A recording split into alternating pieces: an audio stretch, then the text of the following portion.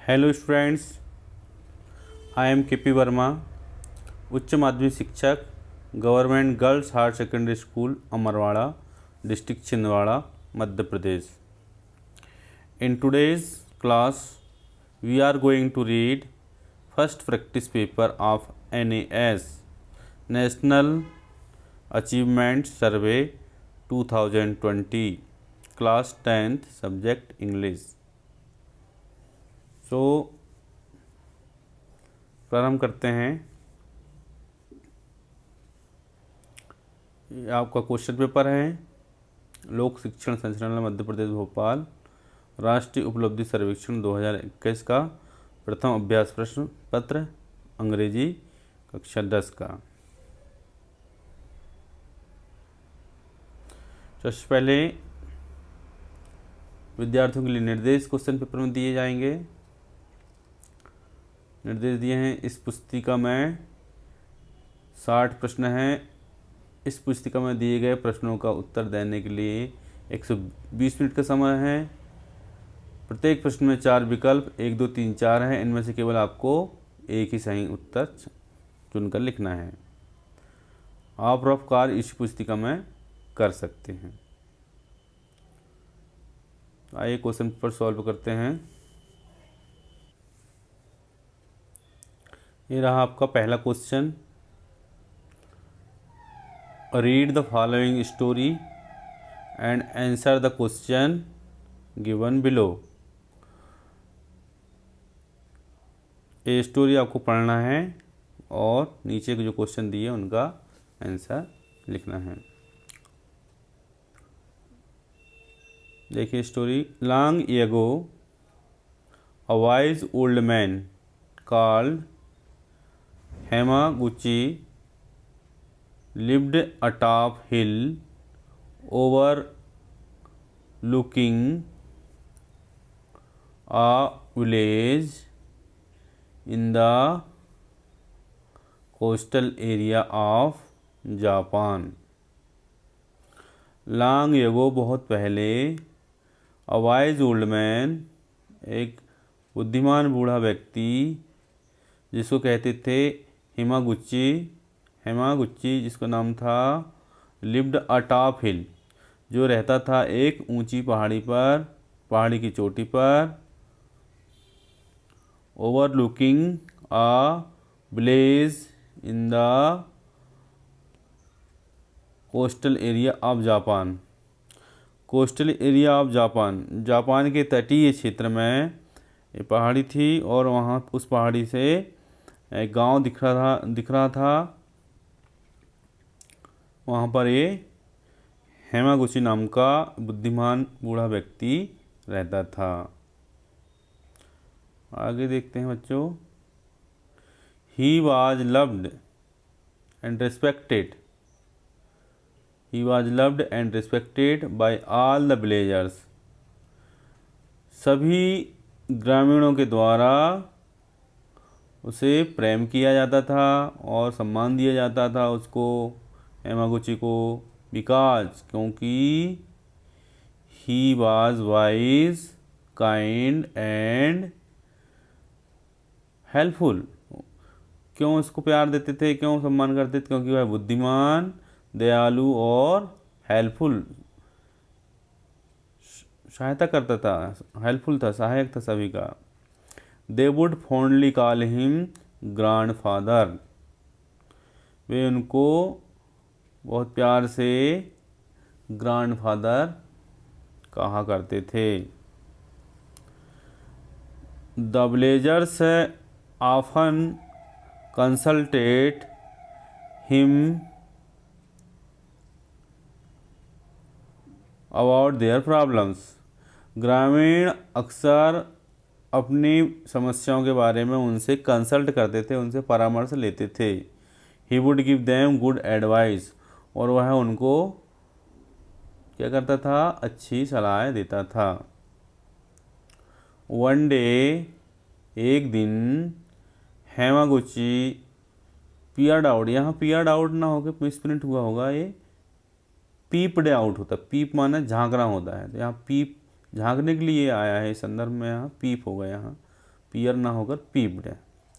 One day, एक दिन, Hamaguchi peeped out of the window.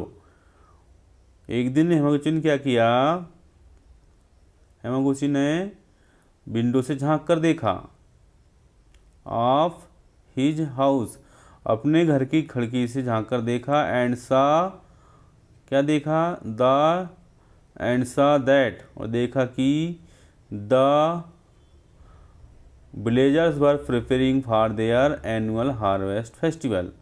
गांव वाले जो है तैयारी कर रहे हैं for their annual harvest festival, जो वार्षिक, जो हर वर्ष होने वाला फसलों का जो फेस्टिवल है, फसल का फेस्टिवल, उसकी तैयारी गांव वाले कर रहे हैं।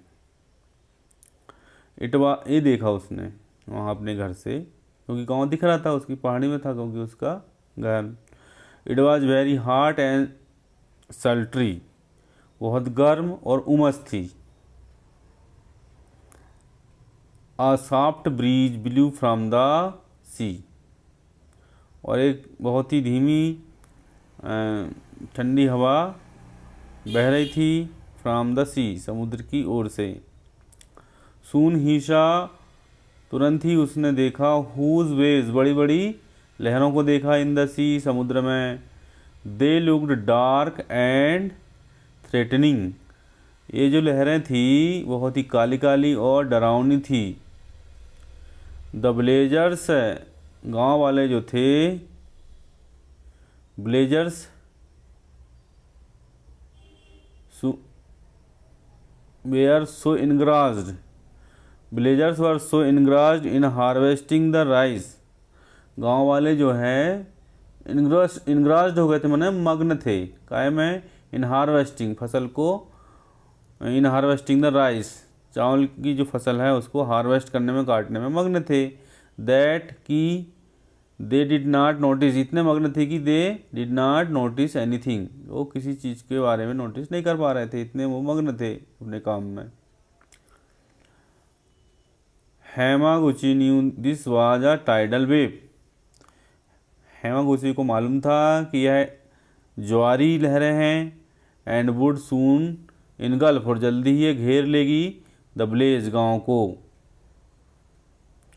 How to alert the villagers, उसने सोचा कि अब गांव वालों को मैं कैसे अलर्ट करूं, कैसे सचेत करूं। ही थॉट क्विकली, उसने तुरंत सोचा। Then he ran to his plot, फिर वो तुरंत ही अपने प्लॉट की तरफ गया। Where the stacks of rice, जहाँ पर चावलों के जो स्टैक्स रखे थे, ढेर रखा था, वहाँ पर गया। ले एंड सेट फायर, जहाँ चावल या धान के जो ढेर था वहाँ गया, और वहाँ जाकर उसने क्या किया, सेट फायर मैंने आग जला दी, टू देम, उन पर, वन बाय वन, एक के बाद एक। जो धान के जो ढेर लगे हुए थे उसने उसमें आग लगा दिया। The flame from the burning rice leaped skyward, जो आग की जो लपटें थी, जलती हुई धान या चावल की जो चावल या धान जो जल रही थी उसकी लपटें निकल रही थी। लीप्ड स्काईवार्ड, वो आसमान की ओर लपटें जा रही थी। ब्लेजिंग ब्राइटली, बहुत जोर से चमकते हुए। द ब्लेजर्स सा, गाँव वालों ने देखा। द स्मोक एंड वंडर्ड, उन गाँव वालों ने धुआं को देखा और उनको बड़ा आश्चर्य हुआ। Why Hamaguchi was doing this, Hamaguchi ऐसा क्यों कर रहा है, उनको लगा कि ये ऐसा क्यों कर रहा है, क्यों आग लगा दिया। दे थॉट, उन्होंने सोचा, ही वाज क्रेजी, कि वह पागल हो गए, ऐसा लगा उनको।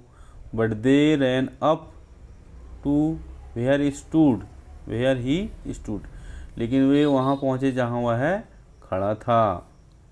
Once they reached the top of the hill, एक बार वे उस हिल के चोटी पर पहुँचे। दे लुक्ड बैक डाउन, जब वहाँ पहुंचकर उन्होंने एक बार देखा नीचे समुद्र की ओर, at the sea, and shouted loudly, और ज़ोर से चिल्लाया। क्या चिल्लाया उन्होंने, उन लोगों ने? लुक लुक, देखो देखो। और टेरिबल माने बहुत ही भयानक, टाइडल माने जो आ रही है, वेव इज़ कमिंग, बहुत ही भयानक ज्वारी वेव आ रही है, देखो देखो। In no time the wave had struck the village. लहर को गांव तक पहुंचने में टाइम ही नहीं लगा। एंड डिस्ट्रॉयड, नष्ट कर दिए, देयर हाउसेस, उनके घरों को, carrying away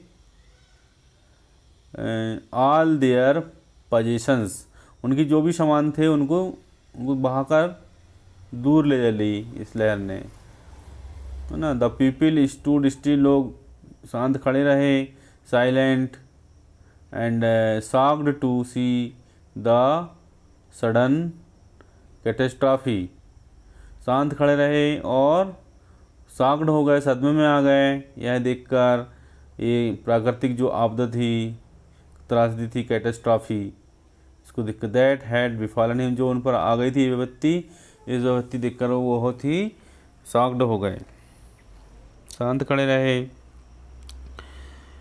Hamaguchi by his sacrifice, Hamaguchi ने अपने त्याग से, सेक्रीफाइस माने त्याग से, had saved the life of hundreds of villagers.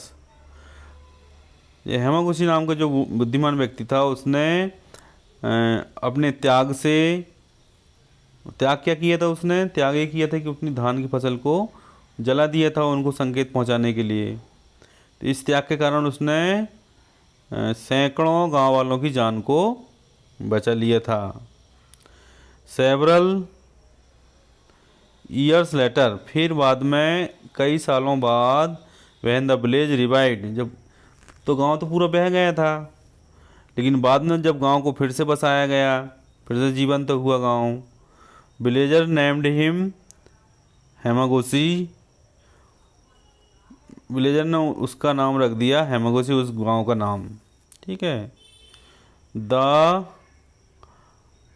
Deity and build a temple, Hamaguchi देवता नाम रख दिया उसका नाम, और बिल्ड अ टेम्पल, और एक मंदिर बना दिए, as a sign of respect to him and prayed there every day, और फिर वहाँ पर उन्होंने टेम्पल बना दिए, काय के लिए? अपना सम्मान का प्रतीक मानकर, और वहाँ पर वो रोज़ एवरीडे प्रार्थना करते थे। इस तरह से उसको सम्मान मिला, अपने त्याग का जो दिया था, बलिदान का, इसके कारण सारे ग्रामीण वाले उनको बहुत सम्मान देते थे। अब देखिए क्वेश्चन के आंसर, क्वेश्चन और उनके answer. Hamaguchi drew the attention of the villagers by, Hamaguchi ने उनका ध्यान कैसे आकर्षित किया? लहरों की तरफ की, लहर का संकट है, तो क्या किया था उसने? Standing on the hill, waving out to the villagers, putting his rice stack on fire, standing near his window. तो राइट आंसर है आपका putting his rice stacks on fire, क्योंकि उसने अपनी राइस को, धान को पर आग लगा दी थी उनको संकेत पहुंचाने के लिए, ठीक है। अगला क्वेश्चन देखिए बच्चों, second, which of the following traits does not describe Hamaguchi, Hamaguchi की कौन सी इसमें से ऐसी लक्षण है, उनके विशेषता है जो इसमें नहीं बताया गया है? वाइज एंड सेल्फलेस, ये तो था, वो बुद्धिमान था, निस्वार्थी था, ओल्ड एंड वाइज भी था। वो बताना है कि वो नहीं थी वो क्वालिटी, वो बताना है। काइंड एंड हेल्पफुल भी था, कन्फ्यूज्ड एंड हेल्पलेस ये नहीं था, कन्फ्यूज नहीं था, वो भ्रमित नहीं था, हेल्पलेस भी नहीं था। अगला क्वेश्चन, तो इसका आंसर क्या आ जाएगा, कन्फ्यूज्ड एंड हेल्पलेस, चौथा नंबर का। The expression when the village had revived implies that, जो अभिव्यक्ति है कि गांव जब रिवाइव्ड हुआ, इसका क्या मतलब है? इसका मतलब है कि नॉर्मल एक्टिविटी वेयर रिस्टोर्ड, कि जो सामान्य जो गतिविधियां हैं वो फिर से प्रारंभ हो गई। यही आंसर है इसका पहला वाला। आगे देखिए, the villagers express their gratitude to Hamaguchi by, गांव वालों ने अपना कृतज्ञता अभिव्यक्त किया हेमागुची के प्रति। किस तरह से अभिव्यक्त किया? Calling him grandfather, building a temple in his name, running up the hill, sacrificing the rice crop. Building a temple in his name, second वाला उसका आंसर है कि उन्होंने उसके नाम का मंदिर बना दिया था। इस तरह से अपना कृतज्ञता व्यक्त की गाँव वालों ने।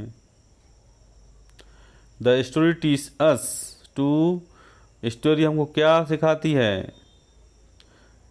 कि remain alert all the time, learn disaster management, care for other selflessly, respect one's community. तो इसका बेस्ट आंसर है आपका केयर फॉर अदर सेल्फलेसली, कि हमको दूसरों के लिए चिंता करना चाहिए, सेल्फलेसली निस्वार्थ भाव से दूसरों के लिए हमको, दूसरों के प्रति हमको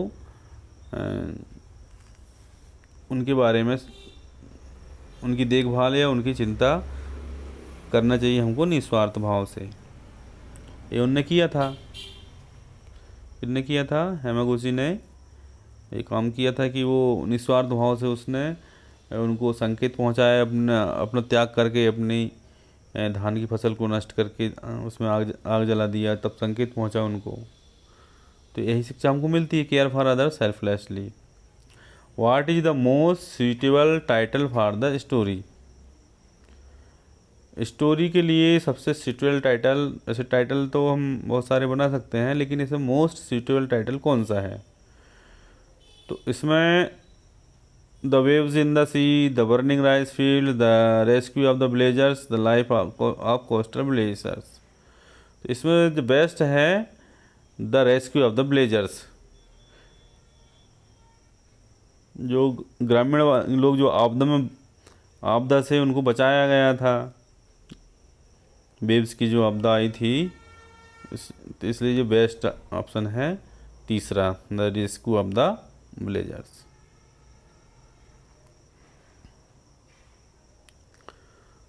अब सेकेंड पैराग्राफ देखिए,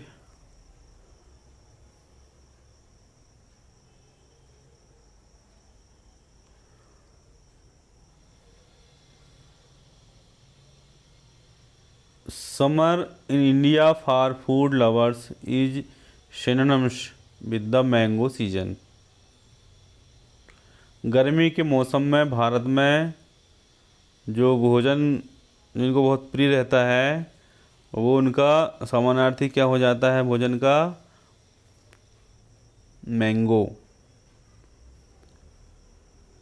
समर इन इंडिया मतलब जो इंडिया में जो समर होती है, summer India for food lovers is synonyms with the mango season. Summer को एक तरह से हम काय का समानार्थी बता देंगे मैंगो सीजन के। मैंगो सीजन समर में आता है, तो मैंगो सीजन बोलेंगे मतलब समर, ग्रीष्म ऋतु। तो ग्रीष्म ऋतु काय का समानार्थी है? मैंगो सीजन का। जो फूड लवर्स हैं उनके लिए मैंगो सीजन जो है ग्रीष्म ऋतु का समानार्थी है। In our country, in our country माने हमारे देश में, इन आवर कंट्री हमारे देश में, each state बोस्ट्स of different variety of mangoes. हमारे देश में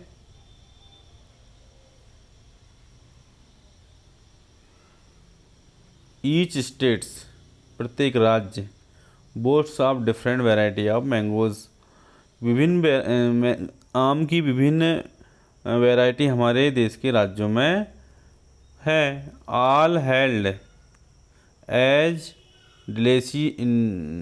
डिलीशियस, ऑल हेल्ड जो सब काय से भरे होते हैं, as a delicacies, some are meant to be eaten ripe. कुछ तो ऐसे होते हैं जो, कुछ आम ऐसे होते हैं उनको हम पका कर खाते हैं जब वो पक जाते हैं। while others are best eaten when they are green, जबकि कुछ आम ऐसे होते हैं जिनको हम हरे, जब वो होते हैं हरे खा लेते हैं उनको। एंड रा, जो कच्चे रहते हैं, कच्चे ही आम खा लेते हैं, कुछ आम ऐसे होते हैं। while the season starts as early as the last weeks of March, जो आम का जो सीजन कब स्टार्ट होता है, as early as the last weeks of March, March के लास्ट वीक में आम का सीजन स्टार्ट होता है। It is only around the last week of April that many variety make their entry in the fruits बाजार। अप्रैल के last week में ये होता है कि आम की विभिन्न प्रजातियां बाजार में प्रवेश कर जाती है। अक्रॉस द कंट्री, पूरे देश भर में। The season lasts up to the end of June, जिस सीजन कब तक चलता है अपना आम का, जून तक चलता है लास्ट। इन सर्टेन एरिया, और कुछ क्षेत्रों में तो it lasts up to the first week of August, August के पहले वीक तक चलता है कुछ क्षेत्रों में। तो मतलब मार्च से लेकर कहाँ तक चलता है ये, अगस्त के फर्स्ट वीक तक। From mangoes that are as small as ping pong balls to large ones, तो मैंगो जो होते हैं इतने छोटे रहते हैं, छोटी सी बाल, छोटी छोटी जो बॉल रहती है, गेंद रहती है। और फिर to large ones that weigh as much as 2 to 3 kilograms each, पर इतने भारी हो जाते हैं कुछ आम जो 2-3 किलो के एक ही आम होता है। ईच वन ऑफ दैम उनमें से प्रत्येक जो है बहुत ही, each one of them is a government treats, अच्छा ट्रीट होता है, ट्रीट होते हैं। एंड विथ है different mangoes come some of the fame dishes, और विभिन्न प्रकार के जो आम होते हैं, come some of the fame dishes, जो बहुत ही फेमस डिशेज है उससे आते हैं। जैसे प्रिपेयर्ड है एज सीजनल डेलिकेसीज, जो सीजनल डेलिकेसीज होती है उसके लिए तैयार करते हैं आम से भोजन। बी इट द आमरस, चाहे वो आमरस हो, और mango shrikhand in the western state में आमरस और ये मैंगो श्रीखंड वेस्टर्न स्टेट में होते हैं। That is usually teemed up with puris and pickles, जिनको हम अचार के रूप में या पुरीज के रूप में खाते हैं। And mango rice made in south India, और साउथ इंडिया में मैंगो राइस बनाया जाता है, राइस में मिला के इनको खाया जाता है। The range of special dishes in the vast Indian cuisine is aplenty, भारतीय जो डिशेस है in the vast Indian cuisine, मतलब जो बहुत ही विस्तृत भारतीय खाद्य कला, जो भोजन कला है उसमें विस्तृत रूप से इसका उपयोग किया जाता है हमको। इसमें many sweet, savoury and spicy treats many कई, मीठे, बहुत ही स्वादिष्ट एंड स्पाइसी मसालेदार ट्रीट्स मतलब भोजन तैयार किया जाता है इन द रीजनल क्षेत्रीय कुजिन्स, क्षेत्रीय पाक प्रणाली में इनका हम आम का प्रयोग करके बहुत ही स्वादिष्ट भोजन बनाते हैं। Use mango as the core ingredient, और उसमें हम मुख्य सामग्री सामग्री आम को एक मुख्य सामग्री के रूप में लेते हैं विशेष भोजन बनाने के लिए। बहुत ही नीट्स राइव एंड रा फार्म्स, चाहे वो पका हुआ हो चाहे कच्चा इसका रूप हो, उसको हम मुख्य सामग्री रूप में लेते हैं। In addition many bakeries and patisseries that have mushroomed across the metros mac cheese. इसके अलावा जो बेकरी रहती हैं and patisseries that have mushroom, जो मशरूम की तरह फैली हुई है मेट्रो सिटी में, मैक चीज़ जो चीज़ बनाते हैं, केक बनाते हैं, and other desserts centred around mangoes, और मैंगो से ऐसे कई प्रकार के डिज़र्ट्स बनाते हैं। Which is the king of fruits, आम जो कि फलों का राजा है। 10 इस प्रकार you have enough option to keep that sweet tooth of your satiated. इस प्रकार आपके पास बहुत सारे ऑप्शन रहते हैं, आपको जो पसंद हो उस तरह का खाद्य सामग्री आप बना सकते हैं आम से। But one must admit that, लेकिन किसी को भी ये स्वीकार करना ही होगा कि nothing beats the feel of biting through a freshly cut mango. लेकिन जो फ्रेशली कट जो मैंगो रहते हैं उसकी बात तो अलग ही रहती है, उसको कोई भी नहीं हरा सकता, उसको पीछा नहीं कर सकता। फ्रेशली कट मैंगो की तो बात ही अलग थी। जो फ्रेश मैंगो रहता है उसको काट कर फिर जो खाया जाता है तो उसकी बात ही कुछ अलग होती है फ्रेश आम की। देखिए इस पैराग्राफ से संबंधित क्वेश्चन सॉल्व करेंगे हम। One can find mangoes from, किसी को मैंगो मिल सकता है कब से कब तक, मार्च से अगस्त, अप्रैल टू जून, अप्रैल मई, मई जून। तो हमने पढ़ा है मार्च के फर्स्ट वीक से लेके कब तक हो जाता है, मार्च से फर्स्ट वीक से लेके आपको बताया था हमने अगस्त के फर्स्ट वीक तक। तो ये मार्च टू अगस्त जाएगा इसका आंसर पहला, मतलब इसका सीजन रहता है मार्च से प्रारंभ होता है और अगस्त तक रहता है, कहीं कहीं अगस्त तक रहता है।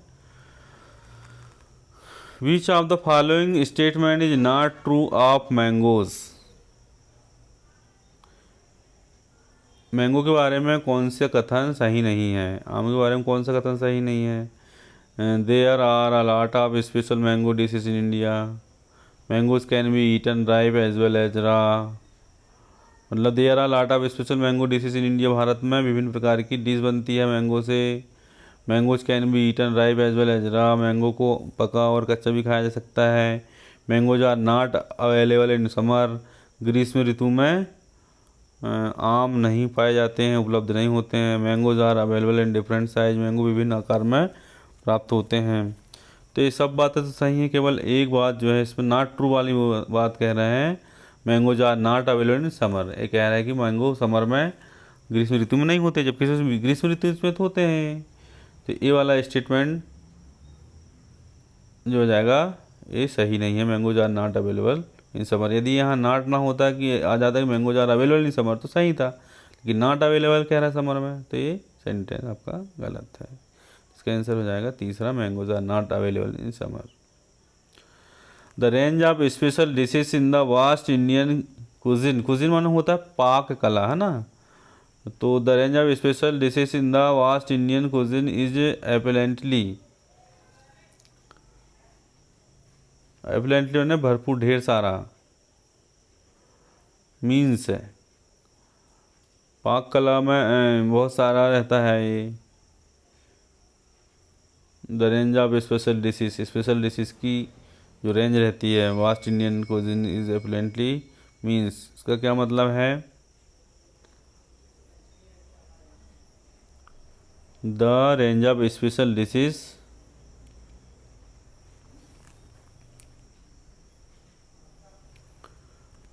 There are lots of special dishes with mango in the Indian cuisine. ये वाला आएगा लास्ट वाला। There are lots of special dishes, बहुत सारी जो डिश रहती है विथ मैंगो, जो मैंगो से बनती है, इन द इंडियन कुजिन, भारतीय पाक कला में। जो भारतीय पाक कला में मैंगो से बहुत सारी डिशेस बनाई जाती है जो स्पेशल होती हैं। तो यही वाला आएगा लास्ट वाला। Core ingredients in the passage means, passage में कोर इंग्रेडिएंट का मतलब, इंग्रेडिएंट माने होता है सामग्री, तो मुख्य सामग्री क्या होती है? इन कोर इंग्रेडिएंट मतलब होता है मुख्य सामग्री, तो मेन आइटम आंसर हो जाएगा इसका main item. Mango is often called, क्या कहलाता है आम, क्या कहते हैं हम? The king of fruits. Second हो जाएगा इसका द किंग ऑफ फ्रूट्स, फलों का राजा कहते हैं हम आम को। According to the text, which is the best way of eating a mango. Test के अनुसार which is the best way of eating mango, आम को खाने का सबसे अच्छा तरीका क्या है? तुमने लास्ट में पढ़े हैं eating a freshly cut mango, ये सबसे बेस्ट है। ताज़ा ताज़ा आम को काट कर खाना ही सबसे बेस्ट तरीका है।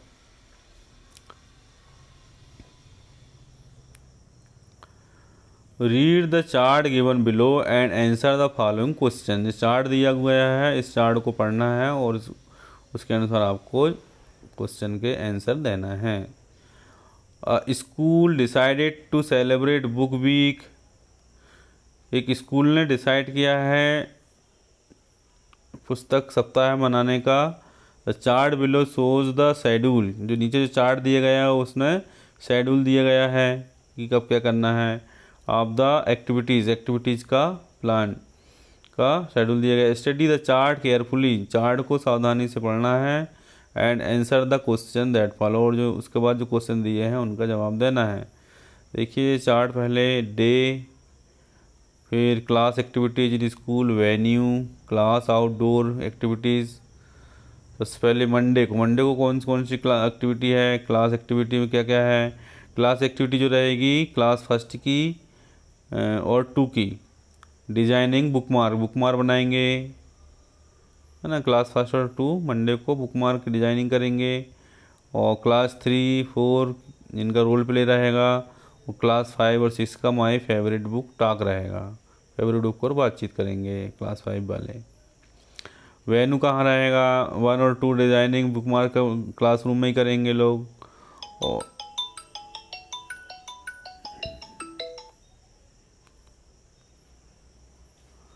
इसके बाद फिर तो हम पढ़ रहे थे क्लास 5 और 6 माई फेवरेट बुक टॉक। हाँ, क्लास 1 और 2 डिजाइनिंग बुकमार्क्स, इनका वेन्यू कहाँ पर करेगा, कहाँ पर इसकी जगह रहेगी? इस एक्टिविटी की क्लासरूम में करेंगे लोग। और क्लास 3 और 4 के जो रोल प्ले रहेगा वो हॉल 1 में रहेगा। वो क्लास 5, 6 का माई फेवरेट बुक टॉक कहाँ रहेगी? लाइब्रेरी में। ठीक है। क्लास आउटडोर एक्टिविटी, क्लास की और आउटडोर की एक्टिविटी।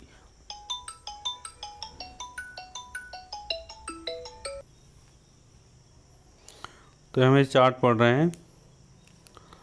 पहले है day, class activity in school, venue और क्लास आउटडोर एक्टिविटीज़। मंडे को है क्लास 1 और 2 का डिजाइनिंग बुकमार्क्स। मंडे को क्लास 1 और 2 का बुकमार्क की एक्टिविटी है, डिजाइनिंग बुकमार्क्स की। जगह कहाँ पर है? क्लासरूम में। और क्लास 3 और 4 का रोल प्ले रहेगा हॉल 1 में। और क्लास 5 और 6 का माई फेवरेट बुक टॉक रहेगा लाइब्रेरी में। और क्लास 8 जो है visit to national library. Class 8 जो जाएगी मंडे को कहाँ जाएगी? नेशनल लाइब्रेरी विजिट करने जाएगी। क्लास 8 कब जाएगी? ये मंडे को। मंडे की एक्टिविटी हो गई। और ट्यूसडे की एक्टिविटी क्या है देखिए, ट्यूसडे को क्लास 3 और 4 चैन स्टोरी टेलिंग की एक्टिविटी रहेगी। कहाँ पर रहेगी? ऑडिटोरियम में, सभा कक्ष में। ऑडिटोरियम माने सभा कक्ष। और क्लास 7 और 8 वाले क्या करेंगे? ये थिएटर वर्कशॉप रहेगा इनका बाय बेरीजान। बेरीजान जो यहाँ पर गेस्ट है वो उनको वर्कशॉप, थिएटर वर्कशॉप के बारे में बताएंगे। क्लास 7 और 8 को हॉल 1 में। कब? ट्यूसडे को। और जो क्लास 5 और 6 है, 5 और 6 का फिल्म द जंगल बुक की एक्टिविटी रहेगी इनकी 5 और 6 की। कब? ट्यूसडे को। वेडनेसडे को क्लास 1 और 2 का meet the fairy tale characters, जो परियों की कहानी है उनके जो पात्र हैं उनसे मिलने की एक्टिविटी रहेगी ऑडिटोरियम में, हॉल में, सभा कक्ष में। हॉल में नहीं, ऑडिटोरियम में, सभा कक्ष में। और क्लास 3 एंड 4 का शो एंड टेल, देखो और कहो, हॉल 1 में रहेगी एक्टिविटी। क्लास 5 और 6 का पोइट्री रिसाइटेशन रहेगा हॉल 2 में वेडनेसडे को। और क्लास 7 और 8 का designing a book cover by Santoshi Rai के द्वारा बुक कवर बनाना बताया जाएगा क्लास 7 और 8 को। कहाँ? आर्ट रूम में, कला कक्ष में। थर्सडे की एक्टिविटी देखिए, थर्सडे को 7 और 8 quiz conducted by Mandeep Kaur के द्वारा क्विज तैयार की जाए, क्विज का कार्य किया जाएगा। हॉल 2 में रहेगा ये कार्यक्रम। और कक्षा 9वीं और 10वीं के लिए meet the author Ruskin Bond, ये एक्टिविटी रहेगी कहाँ पर? लाइब्रेरी में। और थर्सडे को ही क्लास 3 और 4 विजिट करेंगे नेशनल बुक ट्रस्ट में। ठीक है बच्चों। अब फ्राइडे को रहेगा इनका काम 5 और 6 वाले का, 5 और 6 क्लास का बुक रीडिंग बाय स्टूडेंट, छात्रों के द्वारा किताब पढ़ी जाएगी। कहाँ? क्लासरूम में ही।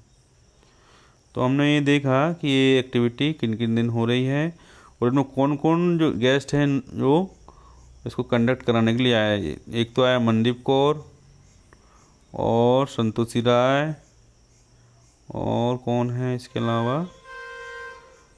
एक है बेरीजान। इस तरह से 3 जो गेस्ट हैं यहाँ पर एक्टिविटी कराने के लिए आए हैं। और एक्टिविटी चली है ट्यूसडे को, वेडनेसडे को और थर्सडे को, फ्राइडे तक। मतलब मंडे, ट्यूसडे, वेडनेसडे, थर्सडे और फ्राइडे तक एक्टिविटी चली है। और वेन्यू ये है ऑडिटोरियम, लाइब्रेरी, हॉल 1, एक क्लासरूम, ये वेन्यू है, इस जगह है कहाँ पर ये एक्टिविटी हुई। अब देखिए इनके आधार पर हम क्वेश्चन का सॉल्यूशन करेंगे।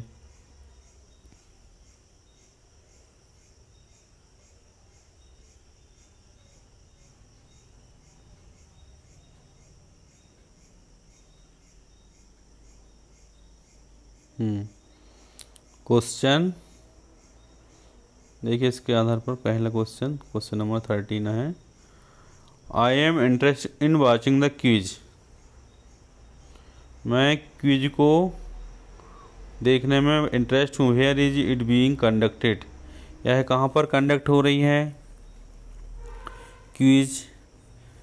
कहाँ पर, इसकी जगह कहाँ पर है क्विज की? तो हमने पढ़े हैं हॉल 2 में। इधर देख सकते हैं आप चार्ट में, चाहे तो हॉल 2 में हो रही क्विज, ये हो रही ना हॉल 2 में। फिर अगला क्वेश्चन है, on which day is the school conducting the maximum number of activity, सबसे ज़्यादा स्कूल किस दिन एक्टिविटी, सबसे ज़्यादा एक्टिविटी किस दिन किया है स्कूल ने, सबसे ज़्यादा एक्टिविटी किस दिन हुई? तो हम चार्ट में देख सकते हैं सबसे ज़्यादा एक्टिविटी कब हुई, किस दिन हुई। वेडनेसडे को हुई होगी, ये देखो, एक एक्टिविटी ये हो गई, सेकेंड ये हो गई, थर्ड, फोर, 1 1 2 3 4, और बाकी सबकी किसी दिन एक ही एक्टिविटी है तो किसी दिन 2 है तो किसी दिन सबसे ज़्यादा है वेडनेसडे को, वेडनेसडे। तो इसका जाएगा वेडनेसडे, इसका आंसर आ जाएगा वेडनेसडे, और इसका आ गया हाल 2।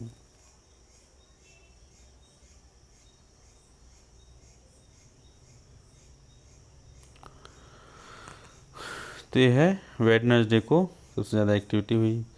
Mandeep Kaur will be conducting, Mandeep Kaur क्या कर रही थी, इसका क्या काम था मनदीप कौर का, मैंने क्या कौन सी एक्टिविटी कराई?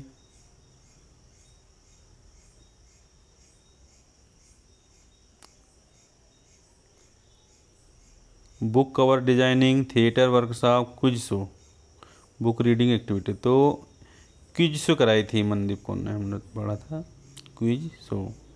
बीच event will be conducted on Thursday, Thursday को कौन सी इवेंट्स हुई होगी। बीच इवेंट्स विल बी कंडक्टेड, किस इवेंट को किया जाएगा ऑन थर्सडे, थर्सडे को, गुरुवार को कौन सी इवेंट कराई जाएगी।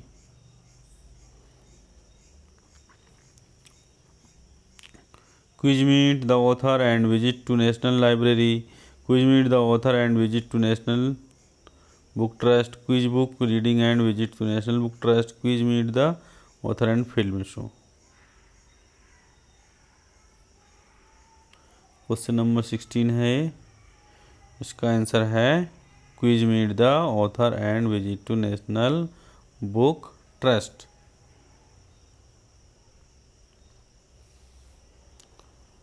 अगला क्वेश्चन है, on which day can the children meet Ruskin Bond. Ruskin bond जो है, on which day can the children meet, Ruskin Bond से किस दिन मिल सकते हैं। रस्किन बॉन्ड संबंधी एक्टिविटी किस दिन हुई थी चार्ट के अनुसार,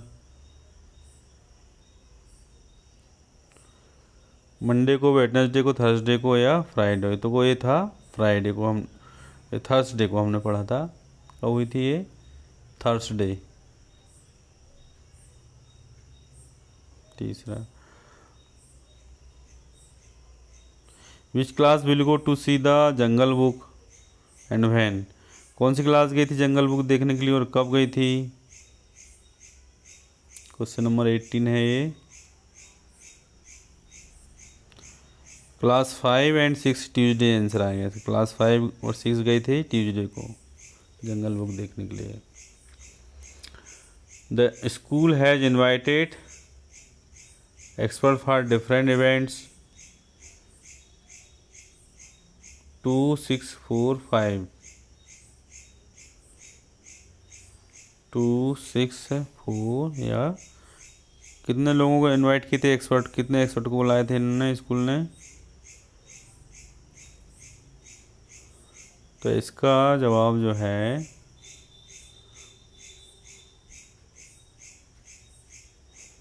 2।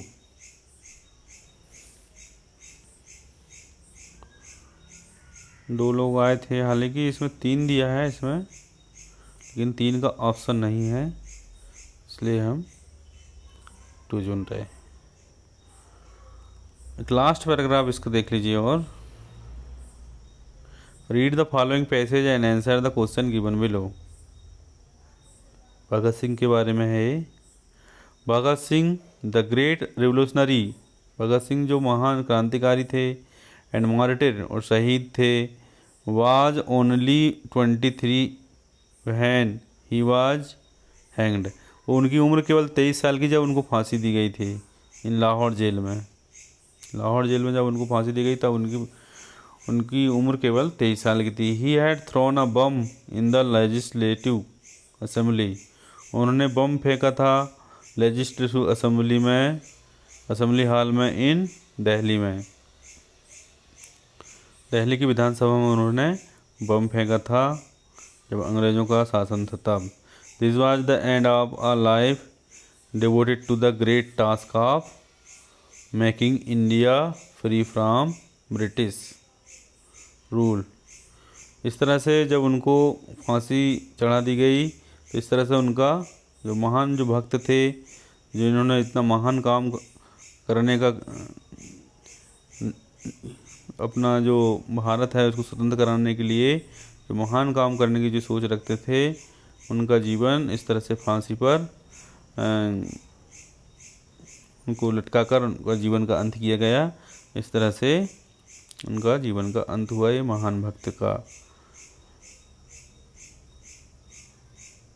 जो कि ब्रिटिश रूल से, ब्रिटिश शासन से हमारी भारत माता को स्वतंत्र कराना चाहते थे।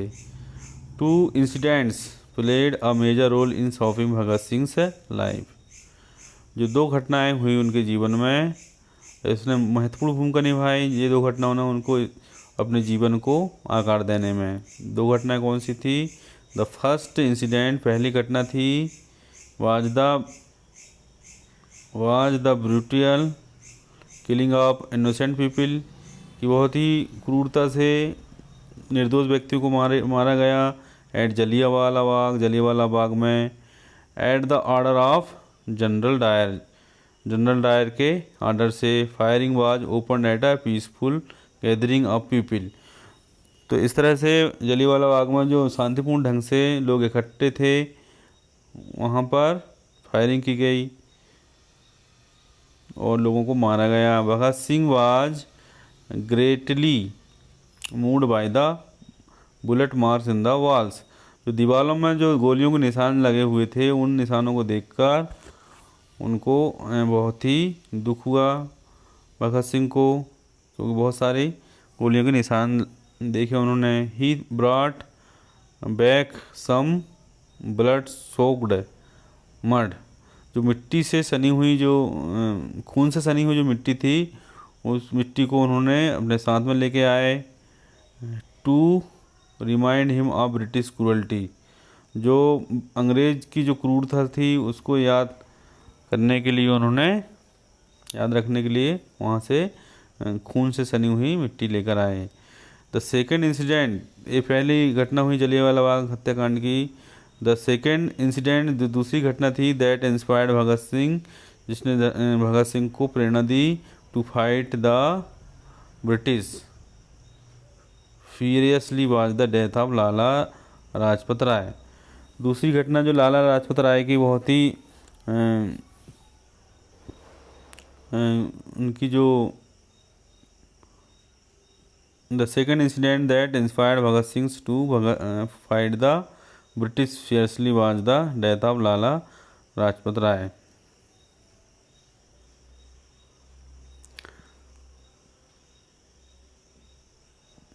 जो सेकेंड घटना थी जिससे इंस्पायर हुए भगत सिंह, ब्रिटिशों को से लड़ने के लिए उनको प्रेरणा मिली, किससे? बहुत ही ज़्यादा ब्रिटिश फियर्सली, बहुत ज़्यादा वो अंग्रेज़ों से बदला लेने के लिए तैयार थे।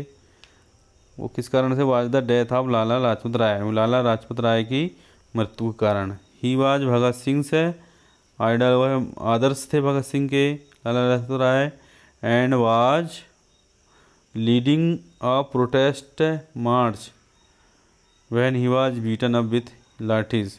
और वो विरोध कर रहे थे और उनको प्रोटेस्ट कर रहे थे, प्रोटेस्ट मार्च में थे, और उस समय उनको लाठी से मारा जा रहा था अंग्रेज़ों के द्वारा। एंड डाइड सून आफ्टर, और तो कुछ ही समय में वो उनकी मृत्यु हो गई लाला लाजपत राय की। Bhagat Singh made a plan to throw a bomb in the assembly hall.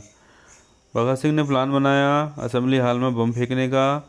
Not to kill anyone, वो किसी को मारने के लिए नहीं बनाए थे, but to awaken England from the dreams, बल्कि जो अंग्रेज शासन जो था वो सपनों में खोया हुआ था, उनको जगाने के लिए उन्होंने बम फेंका था असेंबली हॉल में, किसी को मारने के लिए नहीं फेंका था।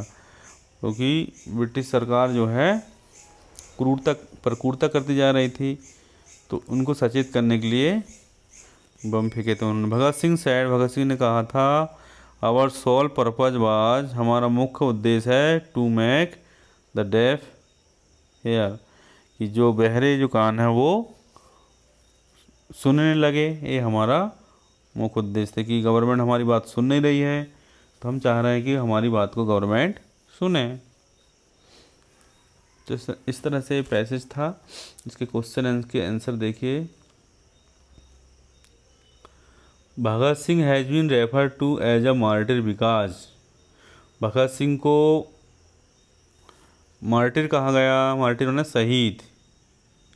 क्यों कहा गया? क्योंकि he was hanged for protesting against the British, अंग्रेज़ों के प्रति उन्होंने जो प्रोटेस्ट किया था, जो विरोध किया था, उसके लिए उनको फांसी पर चढ़ाई गई थी, इसलिए उनको शहीद कहा गया।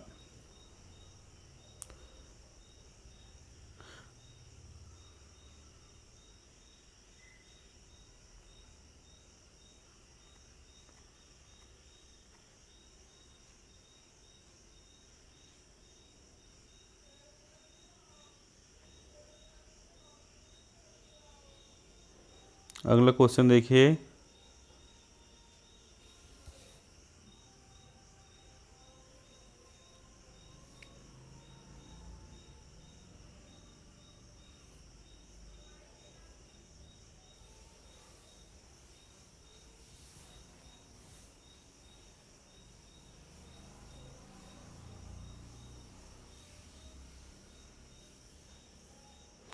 भगत सिंह ड्रीम वाज, भगत सिंह का सपना था, क्या था?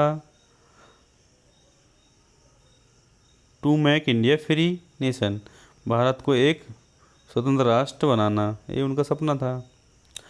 Bhagat Singh brought home blood soaked mud too, Bhagat Singh ने खूनों से सनी हुई मिट्टी लेकर आए। क्यों आए? क्योंकि to remind him of British cruelty, कि उन्हें जो ब्रिटिश लोगों की जो निर्दयता है, क्रूरता है, वो याद रहे, याद दिलाए सनी खून से लथपथ मिट्टी, इसलिए उन्होंने वो मिट्टी को उठाकर लेके आए थे।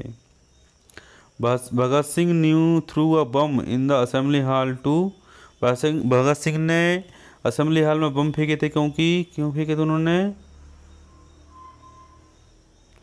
वार्न द ब्रिटिश गवर्नमेंट, वो ब्रिटिश गवर्नमेंट को सचेत करना चाह रहे थे कि अब ज़्यादा क्रूरता भारतीय लोगों पर ना करें, सचेत हो जाइए, इसलिए उन्होंने बम फेंका था असेंबली हॉल में। The deaf refers to the, यहाँ डेफ किनको कहा गया है, किनके लिए है ये शब्द द डेफ? तो ये है इंग्लिश रूलर्स के लिए। किनके लिए है? अंग्रेज शासन के लिए, कि वो बहरी है, वो सुन नहीं रही हमारी बात। इंग्लिश सरकार, इंग्लिश शासक, अंग्रेज शासक तो इसका हो जाएगा English rulers. Bhagat Singh was greatly moved, here greatly moved means, greatly moved का मतलब है यहाँ पर डीपली टच्ड, बहुत ही द्रवित हो जाना, डीपली टच्ड आएगा आंसर इसका।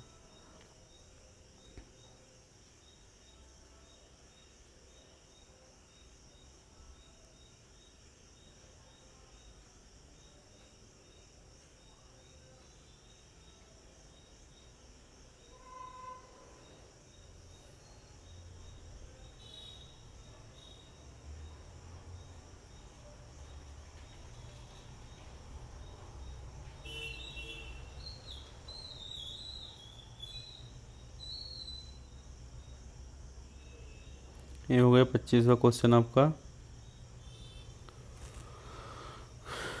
फिर से हो गया ये।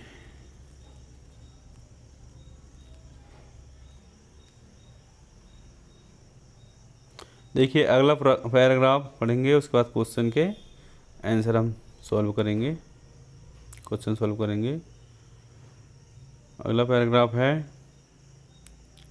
न्यू दिल्ली, न्यू दिल्ली से छपा होगा ये articles. The next time you suddenly start wheezing or sneezing and suspect it's the ice cream you just ate, think again। It may in fact be something as routine as the air you are breathing. The next time you suddenly start wheezing or sneezing, जब अगली बार आपको अचानक आपको नींद आने लगे, कुछ उनींदा से महसूस हो, तो आप एंड सस्पेक्ट इट्स, तो आपको थोड़ा संदेह होगा, it's the ice you just eat, कि शायद ये आइसक्रीम मैंने खाया हूँ अभी अभी, इसलिए शायद ऐसा होता होगा। फिर थिंक अगैन, फिर से सोचो।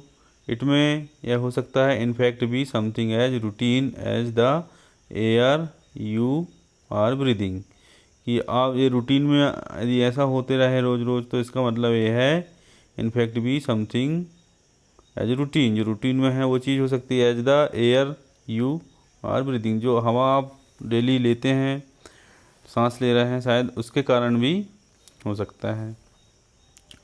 A survey was conducted jointly by Center of Science and Environment CSE and Indian Council of Medical Research in India and South Asia। एक सर्वे किया गया संयुक्त रूप से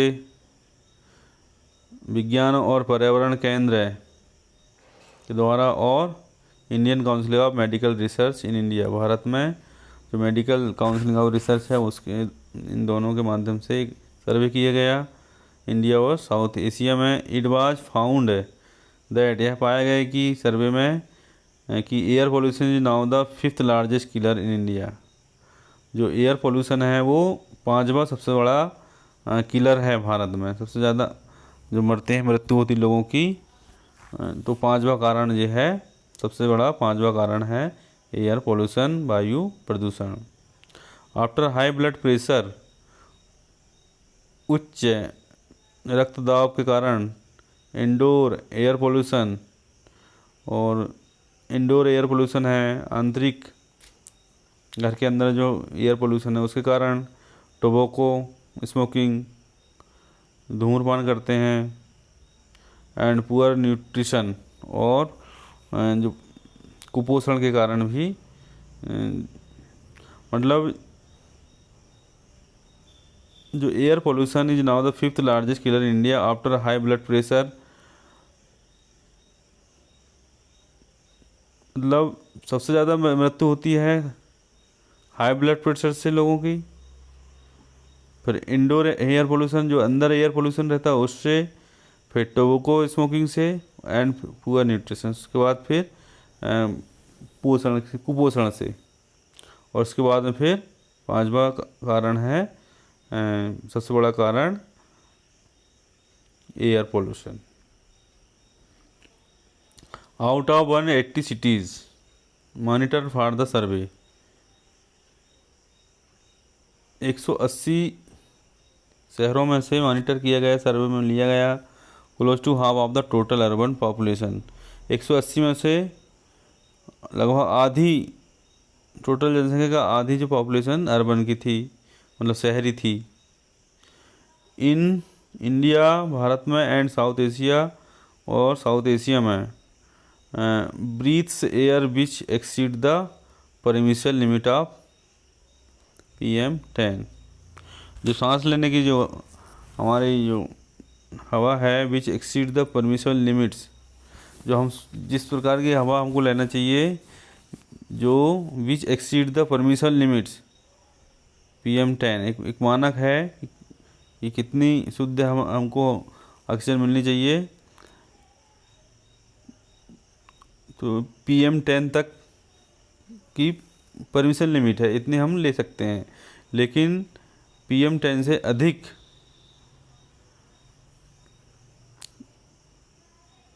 कहना चाहिए कि प्रदूषित ऑक्सीजन हम लेते हैं, एक्सीड हो जाती है PM10 से ज़्यादा। 1/3 of urban Indians are living in such critically polluted areas, 1/3 of urban Indians, भारतीय जो शहरी भारतीय होते हैं वो 1/3 ऐसे खतरनाक प्रदूषित क्षेत्रों में रहते हैं। No one can escape the effect of toxic air. ऐसे जहरीली हवा से कोई बच नहीं सकता, जहरीली हवा के प्रभाव से। हैंस इसलिए there is a need to act urgently to reduce risk to public health. इसलिए तुरंत ही एक एक्ट की ज़रूरत है, तुरंत ही टू रिड्यूस रिस्क है, एक खतरे को कम करने के लिए, टू पब्लिक हेल्थ,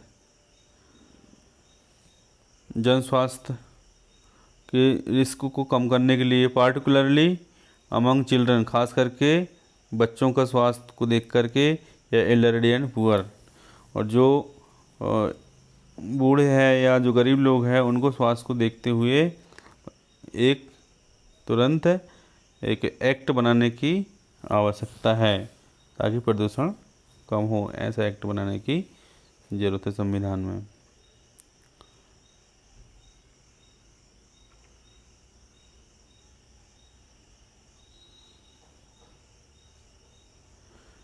देखिए question, the passage is about, passage काय के बारे में है, एनवायरनमेंट पॉल्यूशन, सही है, यही वाला है फर्स्ट वाला। अगला देखिए, wheezing and sneezing are caused by, wheezing और स्नीजिंग किसके द्वारा होता है,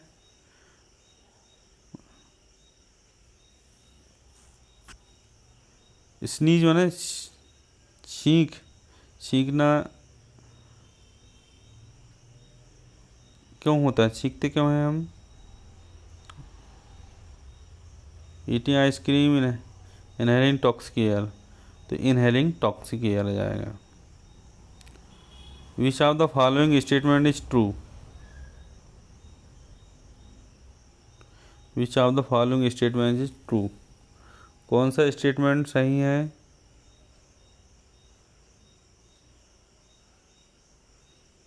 all Indians are critically impacted by air pollution, only people living in urban area are affected by air pollution, 1/3 of people living in urban area are affected by air pollution.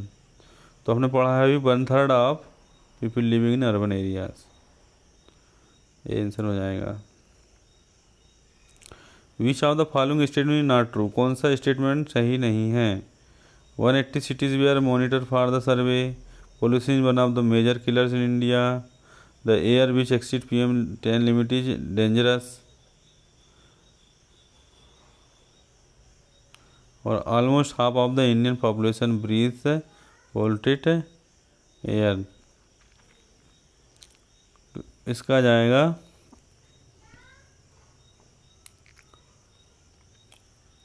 almost half of the Indian population breathes polluted air।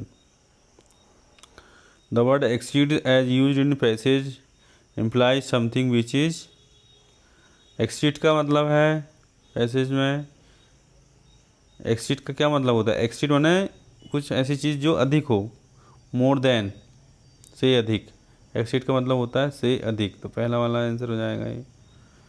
Choose the correct option to fill in the blanks, खालिस्तान भरने के लिए option चुनिए। By the time we reach the station, जब तक हम station पहुँचे, she for more than 2 hours, तो सी हैड बीन वेटिंग, तीसरा आएगा। By the time we reach the station, जब तक हम स्टेशन पहुँचे तो वह पहले से ही हमारा इंतज़ार कर रही थी, had been waiting, she had been waiting for more than 2 hours, वह 2 घंटे से ज़्यादा से हमारा इंतज़ार कर रही थी।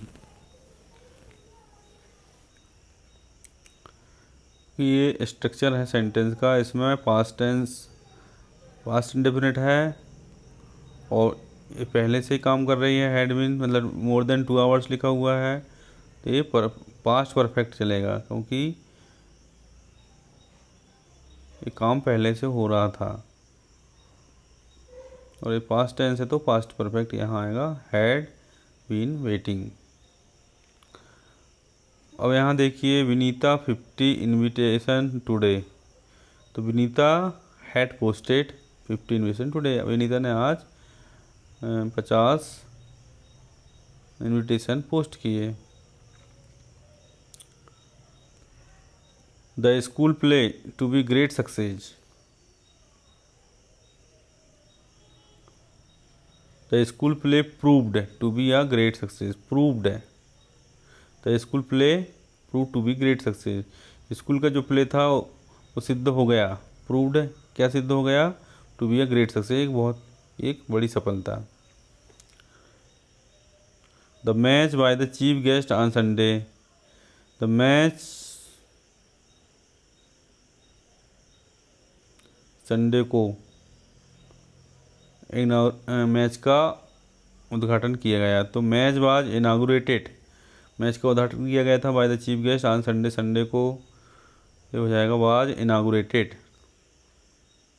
It was cloudy, it did not rain. It was cloudy, it did not rain.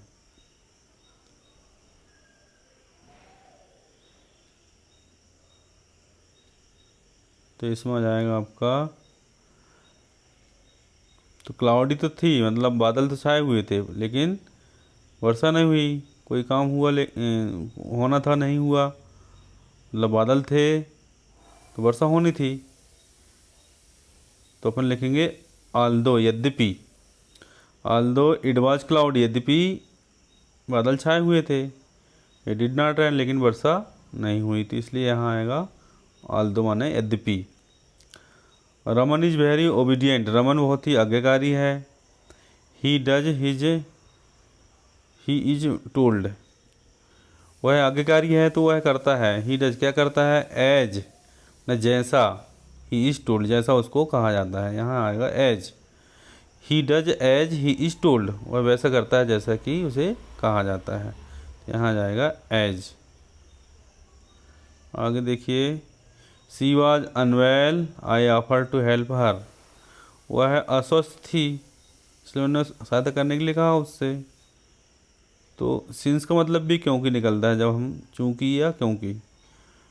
चूंकि सी वॉज अनवेल, क्यों इसमें सिंस आएगा। सिंस सी वॉज अनवेल, चूँकि वह अस्वस्थ थी तो मैंने उसको हेल्प करने के लिए कहा, उसका मैंने हेल्प करने के लिए ऑफ़र किया। His father can't with his rude behaviour any more. तो ये इसमें आ जाएगा पुटअप। पुटअप माने सहन करना ही होता है। तो his father can't put up with his rude behaviour any more. अब पिताजी उसके खराब व्यवहार को अब आगे सहन नहीं कर सकते, बुरा बर्ताव को। She was very happy when she her old friend.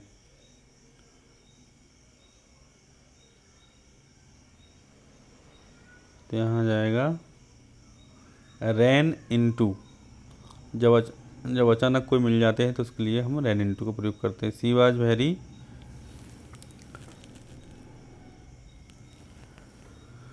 Ran into संयोग से मिल जाना, रैन इनटू माना होता है संयोग से मिल जाना। तो सी वॉज वेरी हैप्पी, वह बहुत खुश थी क्योंकि संयोग से, when she ran into her old friend, संयोग से वह है अपने मित्र से, पुराने मित्र से मिल गई थी, इसलिए वो खुश थी। तो रैन इनटू माना होता है संयोग से मिल जाना। तो फर्स्ट आ जाएगा इसका, I have got used in crowded buses. तो ये I have got used to travelling in crowded buses, to travelling in crowded buses आएगा। I saw stranger inter my room, मैंने देखा कि एक अजनबी मेरे रूम में घुसते हुए मैंने देखा। I saw stranger entered my room.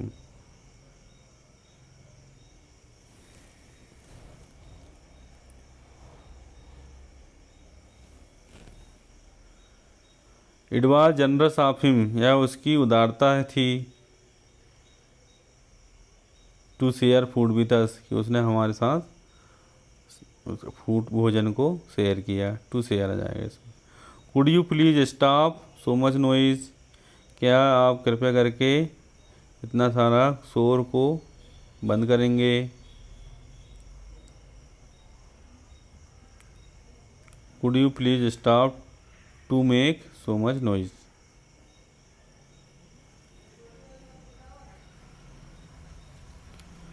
इसका आएगा मेकिंग, क्योंकि स्टॉप मेकिंग हो जाएगा। Could you please stop making so much noise, 4 आएगा इसका। क्या कृपया करके आप बंद करेंगे शोर करना। Could you please stop making so much noise. Thank you to my problem so patiently. Thank you for listening to my problem so patiently. मेरी समस्याओं को इतनी धैर्यता से सुनने के लिए धन्यवाद। तो फॉर लिसनिंग आ जाएगा इसमें, for listening. It rain the dust in the air blanks, it rain the dust in the air would have settle. तो इसमें आएगा हैड, ये स्ट्रक्चर है सेंटेंस का। हैड इट रेन, यदि वर्षा होती, dust in the air would have settle, तो जो एयर में जो डस्ट है वो सेटल हो जाती। हैड इट रेन्ड, यदि वर्षा होती, the dust in the air would have settled, तो जो एयर की जो डस्ट है वो सेटल हो जाती। स्ट्रक्चर है हैड वुड हैव वाला। Our team can win the match if, our team can win the match if it regularly.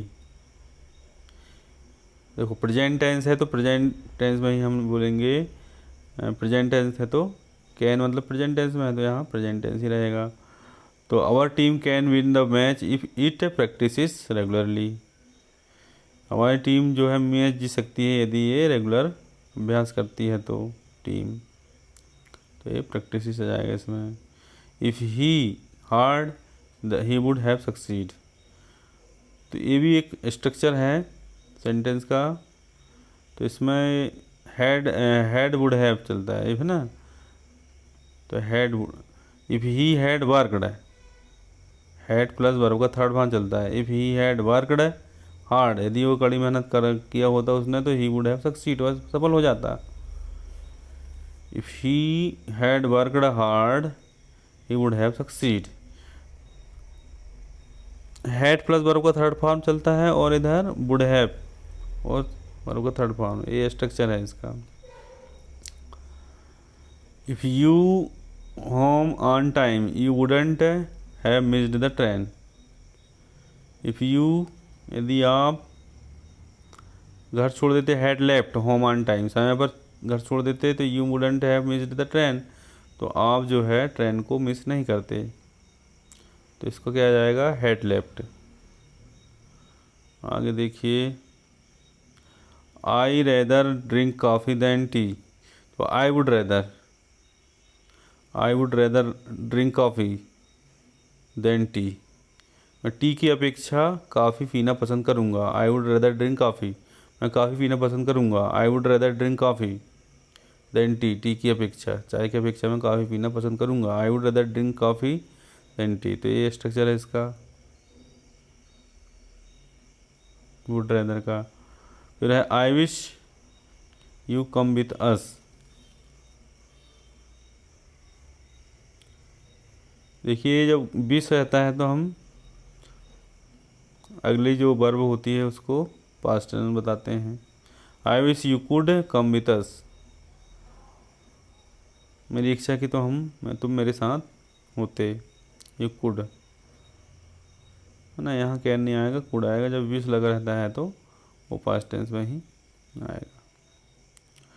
The librarian said, librarian ने कहा, you take the book home. You may take permission दे रहा है librarian, तो you may take the book home, आप घर ले जा सकते हैं किताब को। The hostel warden warn us that, hostel के वार्डन ने हमको सचेत किया कि वी खालिस्तान नॉट बी लेट अगेन, कि हमको लेट नहीं होना चाहिए। शुड नॉट आ जाएगा, ये शुड हो जाएगा यहाँ पर। The hostel warden warn us that we should not be late again, कि हमको अब अगली बार लेट नहीं होना चाहिए। अगला है mango, a mango by her. तो इसमें देखिए दो इसके आंसर ऑप्शन भर सकते हैं हम। A mango is eaten by her या mango is being eaten by her. दोनों करेक्ट हो सकते हैं इसके, ठीक है। तो लेकिन आपको इसमें दिया है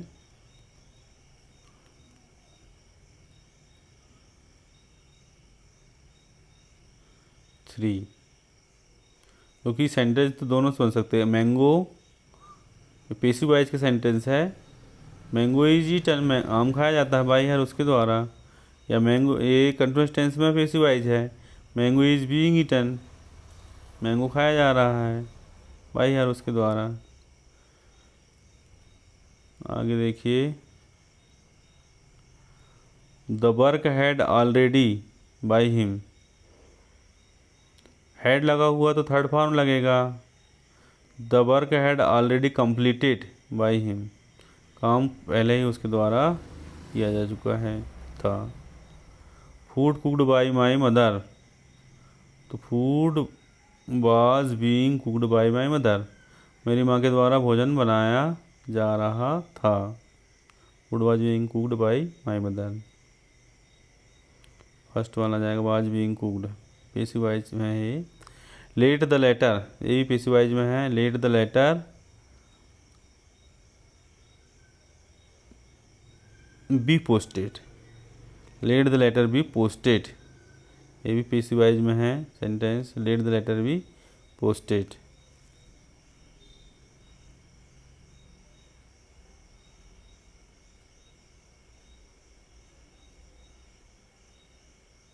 पत्रों को पोस्ट होने दिया जाए। आगे देखिए, two sentence have been combined into one, दो सेंटेंस कंबाइन किए गए हैं, एक सेंटेंस बनाया गया है। Use the sentence that has the same meaning and is grammatical correct, जो ग्रामेटिकल करेक्ट है, जो जुड़कर बने हैं उनको चुनकर आपको बताना है। जैसे the manager handle the case very well, he has experience, manager ने केस को बहुत अच्छे से हैंडल किया, तो उसके पास अनुभव है। तो उसको जोड़ा गया है, as the manager has experience he handle the case very well,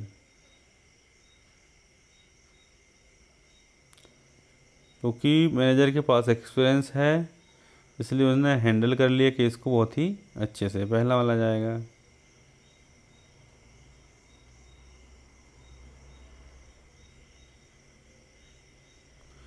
he is honest, he is not hard working, वह ईमानदार है लेकिन हार्ड वर्किंग नहीं है।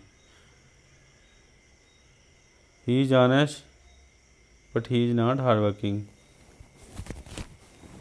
ऑनेस्ट है किंतु हार्ड वर्किंग नहीं है, ऑनेस्ट को हार्ड वर्किंग होना चाहिए, किंतु आ जाएगा, तो पहला वाला जाएगा, he is honest but he is not hard working, वह ईमानदार है लेकिन मेहनती नहीं है,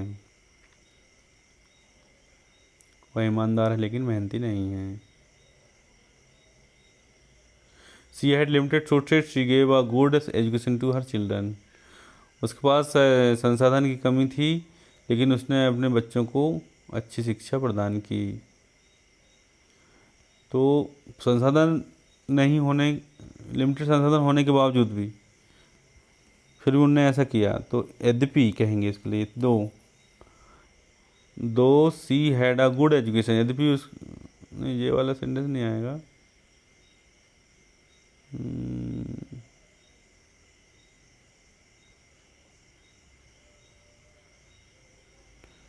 दो वाला नहीं आया क्योंकि वो इधर है, उसका सेंटेंस आगे पीछे कर दिया उन्होंने।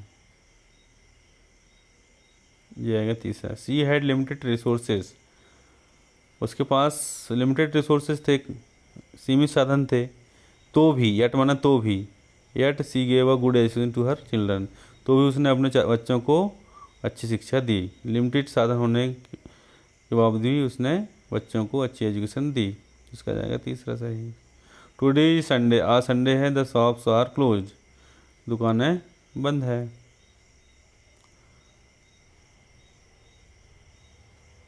लास्ट वाला जाएगा इसका, today is Sunday so the shops are closed, आज संडे है इसलिए दुकानें बंद है। इस तरह से हमने भैया डियर स्टूडेंट्स, आज हमने NAS प्रैक्टिस टेस्ट फर्स्ट को सोल्व किया। Thank you for watching this video. आपको इस वीडियो को देखकर और प्रैक्टिस कर लीजिए अच्छे से, और इसके बाद भी समझ में नहीं आए तो हमको कमेंट करके बता दीजिए।